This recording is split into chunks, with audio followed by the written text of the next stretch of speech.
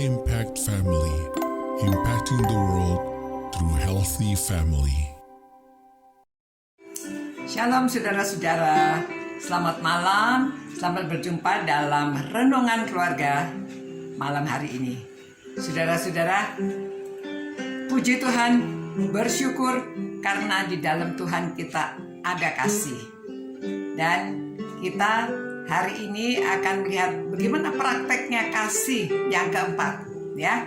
Rasul Paulus mengatakan ayat 13 pasal 12 Roma, bantulah dalam kekurangan orang-orang kudus dan usahakanlah dirimu untuk selalu memberikan tumpangan.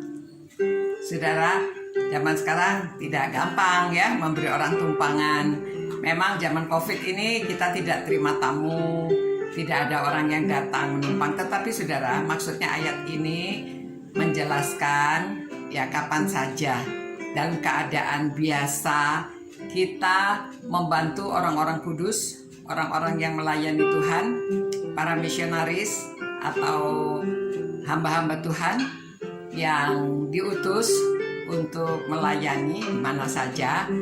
Saudara-saudara, sering orang-orang itu pergi ke daerah, pergi kemana pada waktu mengadakan kegiatan bersama, ada KKR atau ada pengobatan, ada kegiatan sosial. Kalau keluar kota itu perlu tempat menginap, ya. Ya zaman sekarang sih kebanyakan orang nginap di hotel gitu ya. Tetapi juga tidak ada salahnya kalau mereka kelompoknya besar atau seorang sekalipun, saudara menyediakan rumah saudara salah satu kamarnya untuk memberi tumpangan ini ya, membantu mereka dalam kekurangan mereka. Sebetulnya belum tentu orang kekurangan, tetapi di sini dikatakan pada zaman itu orang pergi-pergi itu banyak yang dengan biaya sendiri atau ya, jadi perlu ada yang membantu. Ya, zaman sekarang juga di daerah-daerah ya, murid saya yang baru lulus dia tinggal di rumah anggota gereja. Nah pada waktu dulu saudara, zaman perjanjian lama, waktu Nabi Elisa berkeliling itu, dia sering melewati kota Sunem. Nah di Sunem itu ada satu keluarga yang kaya, lalu dia mengasihi Nabi ini dan dia membangunkan rumahnya itu satu kamar khusus, ya, di loteng gitu ya, satu kamar khusus untuk pada waktu Nabi Elisa datang dengan pembantunya namanya Gehasi. Nah pada waktu dia datang disediakan tempat. Waduh, Nabi Elisa sangat terharu dan dia merasa berterima kasih sekali karena keluarga ini sangat mengasihi dia. Ya mengasihi Tuhan, hamba Tuhannya. Jadi itu sebabnya pada suatu hari dia bilang kepada Gehasi, Gehasi coba tanya sama keluarga ini, mereka butuh apa? Dia mau mendoakan, tapi waktu itu Elisa itu dia bisa banyak mukjizat yang dilakukan ya. Dia punya double portion kuasa dari Elia. Nah, saudara, akhirnya Gehasi waktu bertanya, ibu ini tidak memberitahu apa-apa. Dia tidak mengatakan bahwa dia butuh ini itu ya. Lalu Gehasi pulang dan memberitahu Elisa. Sebetulnya dia sih tidak minta apa-apa. Dia sudah berkecukupan, tetapi saya tahu dia itu belum mempunyai anak.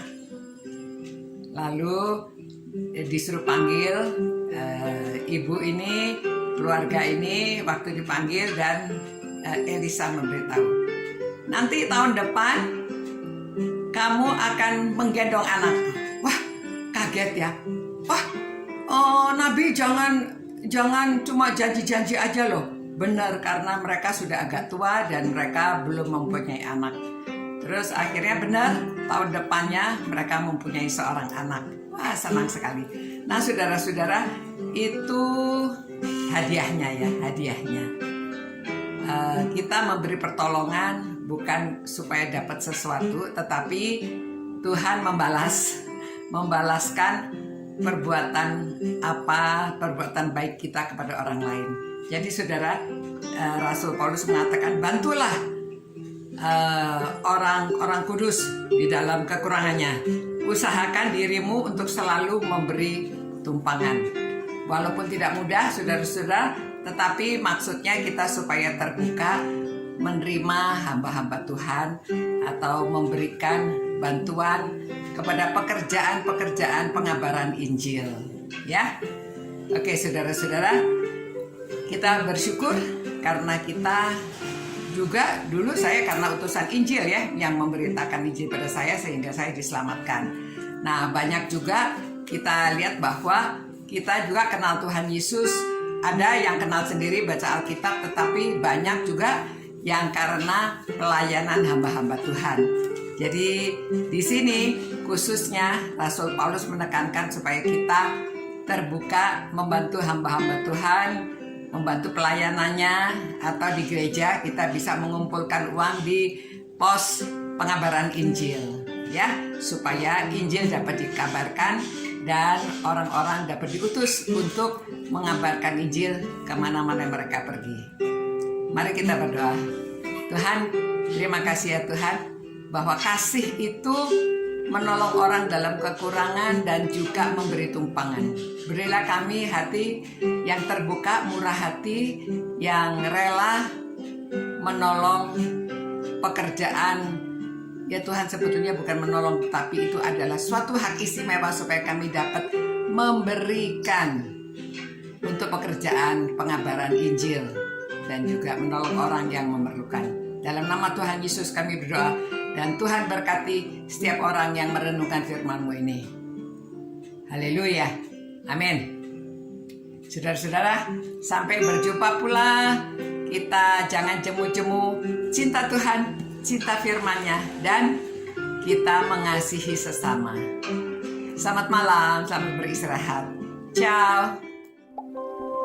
Impact Family, impacting the world through healthy family.